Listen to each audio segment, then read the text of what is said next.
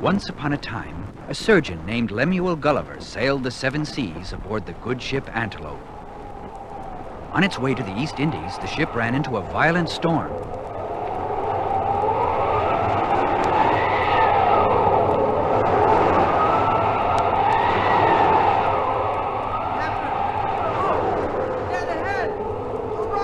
Turn the wheel to starboard!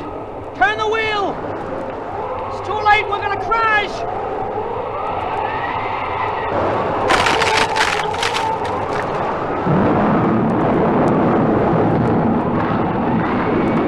Abandoned ship!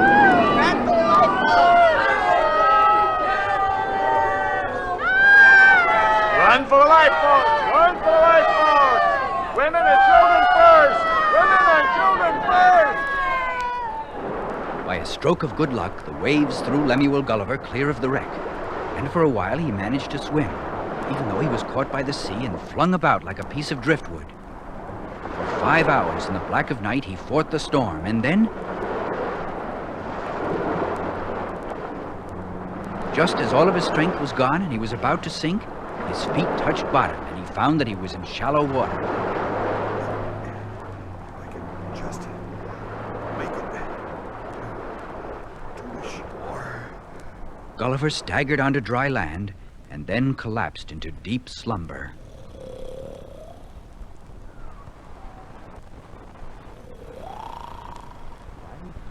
While he slept, something very unusual was happening in the dark.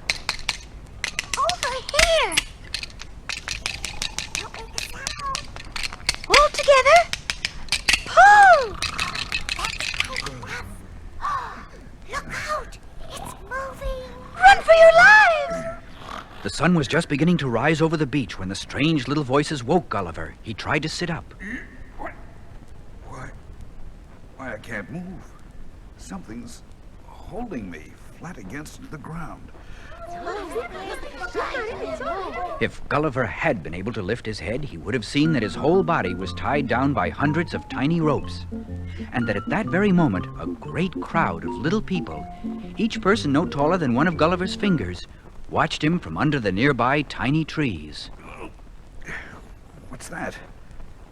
Something's walking across my chest. If I can lift my head and see what it is.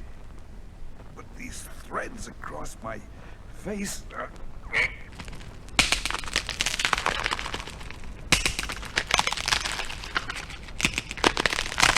Oh, they broke. Well, at least I can move my head and see. Why, it's a tiny man standing on my chest. What's that he's holding? A bow and arrow. And the arrow is aimed at the tip of my nose. You are our prisoner. You're a prisoner? You talk bravely for a man of your size. I am not alone, Man Mountain. I have my whole army of soldiers with me. Look. Huh? Oh, I see. When Gulliver counted 40 little men surrounding him with their bows and arrows ready to shoot, he made a mighty effort and managed to pull his left arm free of the tiny ropes. But the instant he did so, the little men shot their arrows. All 40 of them hitting the back of Gulliver's hand. Ouch. Ow. Those things sting like sewing needles. Angrily, Gulliver again tried to free himself. Ow! And 40 more arrows struck his cheeks and ears. Finally, he realized that he could not escape. All right, all right. Please don't shoot any more of those arrows.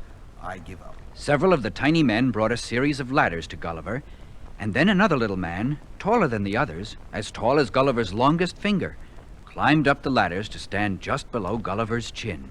I am Marcy Flimnap, Minister of the Treasury of Lilliput. On behalf of His Royal Highness the Emperor, I bid you welcome, Man Mountain. Are you hungry? I'm starving. And thirsty, too. Then stay where you are. I couldn't move even if I wanted to. We will bring you food and drink.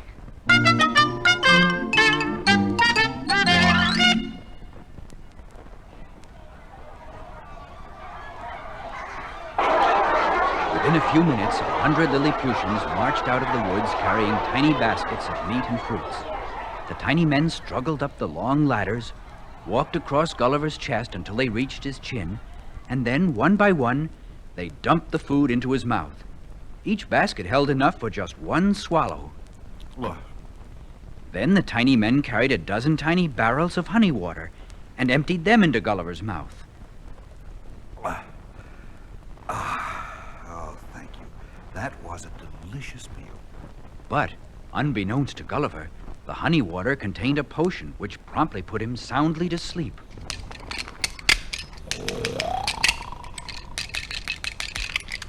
While he slept, the Lilliputians, who were marvelous engineers, built a long, low, flat wagon with 200 wheels. This they moved alongside Gulliver, and then cutting the tiny ropes which held him, they rolled him onto the strange vehicle and tied him there.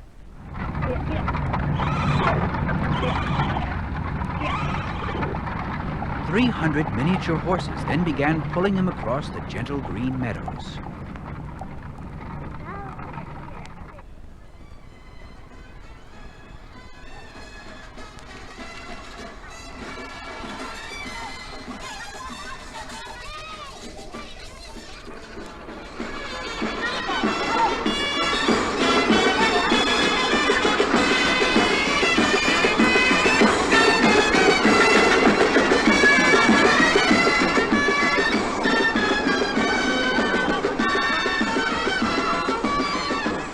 At last, the wagon bearing Gulliver arrived at a miniature town where vast throngs were waiting to see the man who was, to the tiny people, the size of a mountain.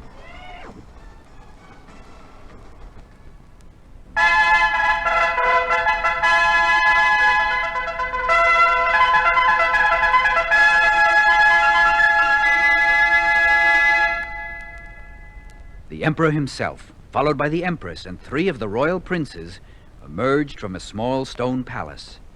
At that moment, the sleeping potion wore off, and Gulliver was awake.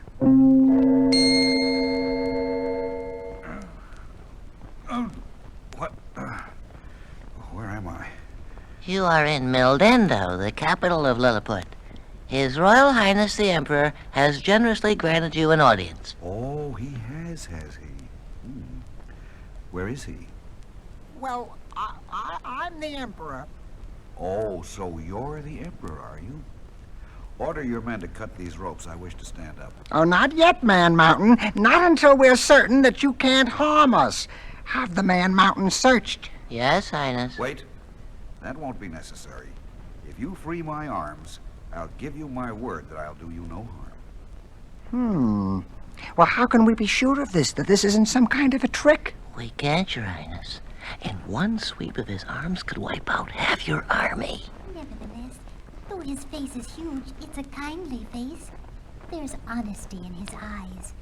I believe that you can trust him, sire. Thank you, Empress, for the gentle words. Well, perhaps you are right, my dear. Very well. Cut the ropes holding the Man Mountain's arms.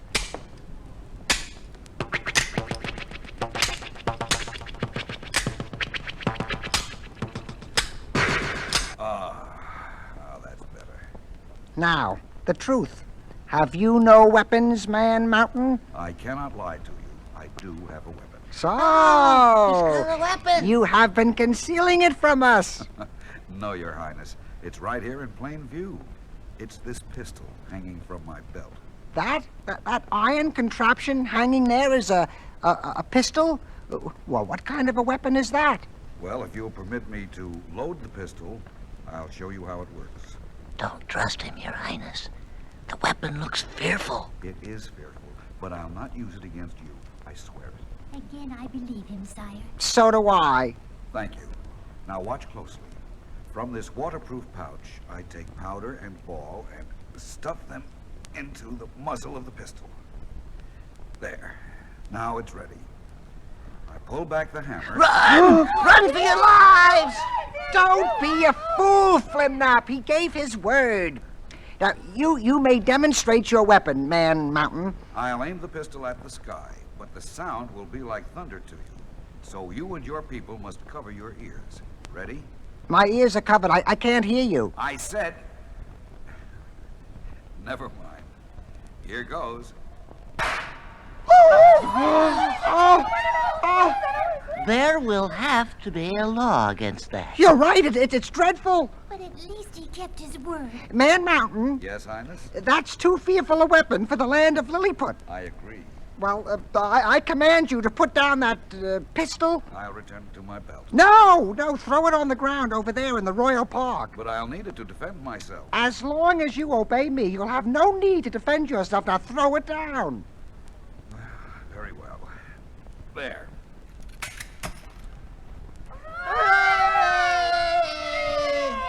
All right. Now, take half the army. Have them dig a deep hole and bury that pistol in it. It shall be done, Your Highness. And now, Man Mountain, now that you've proven yourself a man of your word, you will be set free. Oh, that's good news. Minister Flimnap, see that that's done. Yes, Your Highness. We'll have a great celebration with a huge feast. Yes, and dancing and games. But, Your Highness, the Man Mountain mustn't dance. It would cause the earth to tremble and our houses would come down. Oh, you're right. As usual, Flimnap.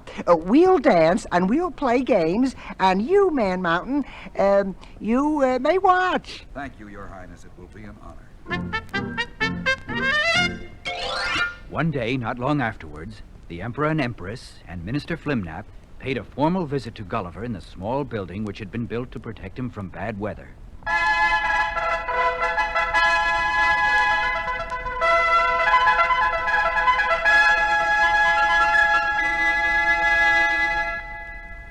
Go ahead, Flimnap. Read the laws. Yes, Your Highness. As Minister Plenipotentiary for His Highness the Emperor, it is my duty to inform you of the new laws which have been passed. They concern you and must be obeyed. I'll do my best. What are the new laws? Speak up, Flimnap. Number 1. You may not leave Lilliput without permission from our Emperor. But suppose I see a passing ship, one which can bring me back to my own land of normal-sized people. We are normal-sized people. Oh, yes, of course, Your Highness. Forgive me. Get on with it. Get on with it, Flimnap. Read him the most important law of all. You must defend our kingdom against our enemies on the island of Blefuscu. What? They have a great fleet of ships, and they plan to invade us any day now. After all we've done for you, at least you owe us your loyalty. You must save our kingdom, Man Mountain. We beg you. Very well. Tell me what I must do. You tell him, Flimnap. It's your idea. Yes, Your Highness. Well, Man Mountain, the island of Blefuscu is 3 miles across the ocean from us. 3 of our miles, that is. For you, it would only be a few hundred feet. My plan is for you to swim across to Blefuscu and sink all of their ships. Then they'll have no way to invade us. They're terrible people. You've no idea of the awful things they do. Well, what do they do? Why are they so bad? Whenever they eat eggs, the Blefuscudians crack the shells at the big end first. Isn't that dreadful? While we always crack our eggs at the little end. It's the law. What difference does it make which end of an egg is opened first? What difference?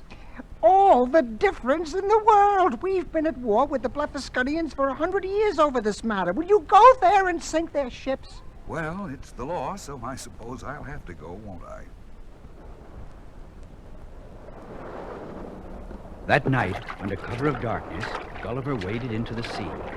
In the distance, across the channel of water, he could see the twinkling lights of the Blefuscudian city. Deeper and deeper, Gulliver went into the water, until the waves beat against his chin. Then the bottom sloped upward, and just offshore, he came upon the fleet of ships. A dozen tiny 4-masted schooners, each no longer than a codfish. There seems to be nobody on board the ships. Oh, I know the reason. It's Saturday night. The sailors are enjoying themselves ashore. Oh, these are beautiful little ships. You cannot sink them. But if I leave them here, they'll carry an army against Lilliput. What can I do? I have it. A wonderful plan. Now, where's my razor for shaving? There it is. There. And there. Gulliver cut the anchor ropes on every ship, and then, taking the loose ends of rope, he began to pull the entire fleet back toward the land of Lilliput.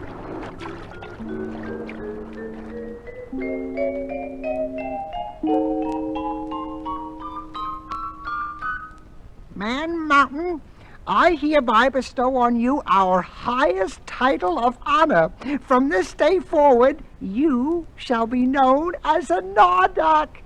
A Nardoc? What's that? It means that you are now a royal prince of Lilliput. You should be pleased. Oh, I am. The people of Blefuscu paid a great sum of money to get their ships back, and they signed a treaty promising that they never again would try to invade Lilliput.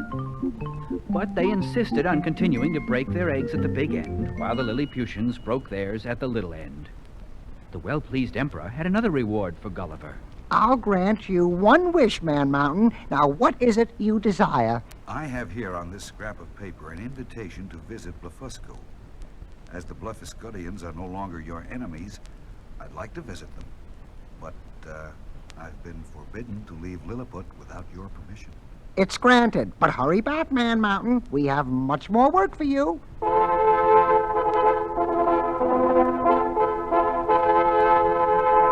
A royal party, which included the tiny king of Blefuscu, awaited Gulliver when he visited the island. Because of a certain emergency, we don't have enough food here to feed you for more than a single day. So you won't be able to stay with us for very long. However, we feel that you're much too powerful and helpful to live on the side of the Lilliputians. So I, who am a very clever man, have devised a solution to the problem. Stand on your tiptoes, Man Mountain, and look over those trees to the north shore of our island. Now, what do you see? Nothing but the ocean. No. Wait a minute. Yes? I see a boat there. It's only a rowboat, but it's normal-sized. Don't be ridiculous. We are normal size. Huh? Oh, yes, of course. But we built the boat for you. To us, it's enormous. Now, we've provisioned it with food to last you a month. The boat is yours, Man Mountain. Now, will you take it and return to your own land? Gladly, gladly. Go then, and good luck to you. May we never see you again.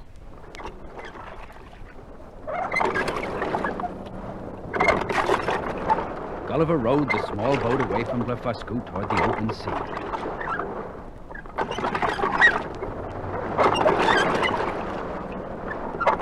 And finally, when he was far from the sight of land, he spied a sail and stood up to wave frantically. Help! Help! Help! The ship's turning. They see me. I'm saved at last.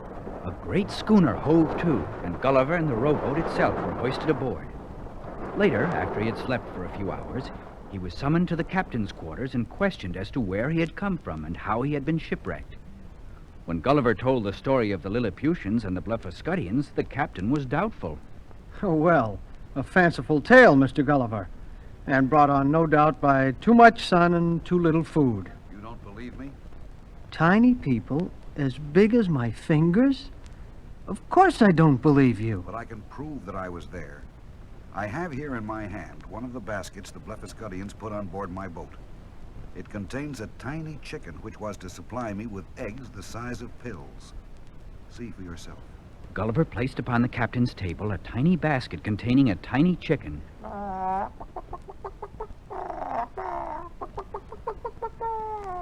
Which at that moment laid a tiny egg. Well, I'll be.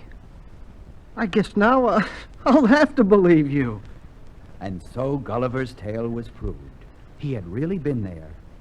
But years later, when he tried to return to Lilliput, he was unable to find it, for it isn't listed on any map. And to this day, men still search for the land of the Lilliputians.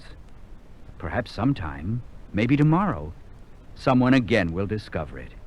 Let's hope so.